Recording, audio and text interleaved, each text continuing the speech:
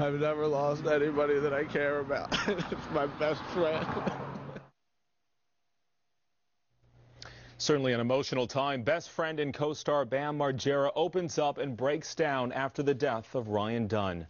It's good to have you with us tonight. I'm Thomas Drayton. The daredevil and MTV star who was killed in a crash in Chester County, certainly fresh in the minds of family and friends. The coroner's report is out and says Dunn and his passenger Zachary Hartwell died from the impact and resulting fire of the crash in West Goshen Township early yesterday morning. Police have done an accident reconstruction and say Dunn's Porsche might have been traveling as fast as 130 miles per hour. 130 when it jumped a guardrail, flew into a ravine, and burst into flames. Toxicology results won't be back for 4 to 6 weeks. Now, Dunn posted this picture on Twitter hours before his death. And now movie critic Roger Ebert is apologizing for what he said about it. Ebert tweeted, quote, "Friends don't let jackasses drink and drive." As you can imagine, it certainly upset Dunn's family and his friends, including Bam Margera. Ebert said in his Chicago Sun-Times blog today that his tweet wasn't intended as cruel, but he added that while it was probably too quick to tweet, he stood by his message. Our Chris O'Connell spoke with Margera tonight. I know the two were very close, Chris. They sure were. Fellow Jackass star Bam Margera was actually in Arizona, Thomas, when he got the call. He said shook his world, informing him that his best friend, he considers his brother, was killed in a fiery crash about a mile here from Westchester in West Goshen Township. Well, tonight, Margera went back to that crash site for the very first time. It was a very emotional time for him. Right afterwards, he spoke only to us about his friend. I've never lost anybody that I care about. It's my best friend.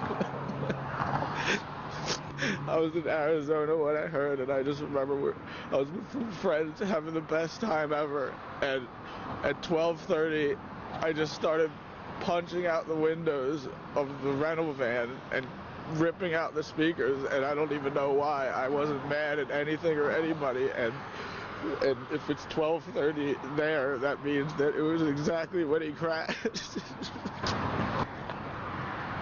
He was the happiest person ever. The smartest guy. He had so much talent. And he had so many things going for him. It's just not right. It's not right.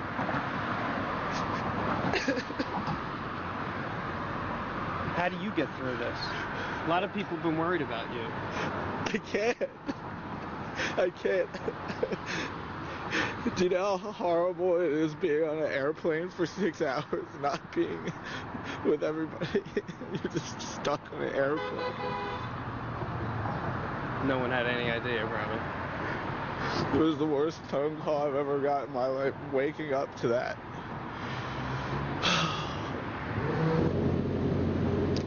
Margera clearly overwhelmed in that interview. He says everyone in the world knew Dunn as that guy with the crazy antics and stunts in the Jackass movie. Margera says he knew Dunn like no one else in the world, like his brother. He says he will never recover from a loss like this, Thomas. Surely understand his pain. You think about your ones that you love, and about losing them.